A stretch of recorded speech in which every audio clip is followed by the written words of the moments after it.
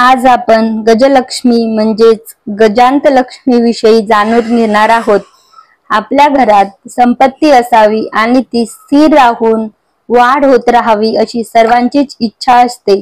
तर आज आपण आजच्या व्हिडिओमध्ये गजलक्ष्मी कशी असावी, गजलक्ष्मी कुठे ठेवावी, गजलक्ष्मी घरात ठेवल्याचे काय काय फायदे आहेत, या सर्व गोष्टींची माहिती आपण आजच्या व्हिडिओमध्ये पाहणार आहोत। सर्वात पहिले बघूया घरात ठेवण्यासाठी किंवा देवघरात ठेवण्यासाठी गजलक्ष्मी ही कशी असावी। गजलक्ष्मी म्हणजे हत्तीची एक जोडी, जी की चांदीची, पितळेची किंवा पंचधातूची असावी।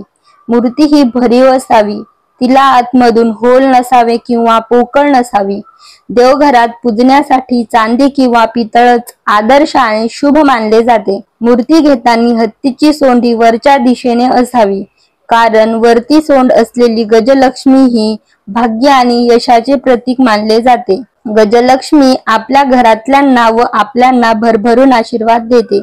यामुळे वरती सोंड असलेला हत्ती घरात व देवघरात ठेवलेला खूप चांगला मानला जातो। तसेच हत्ती हा स्थिर न घेता चालत्या अवस्थेत म्हणजे चालणारा हत्ती घ्यावा व त्या हत्तीचा उजवा पाय हा समोर असला पाहिजे, कारण उजवा पाय म्हणजे प्रगतीचं लक्षण। अशा अवस्थेतला हत्ती म्हणजेच गजलक्ष्मी आपल्याला घ्यायची आहे। गजलक्ष्मी हे लक्ष्मीचे स्वरूप आहे, त्यामुळे आपण हळदी कुंकू देखील वाहू शकतो।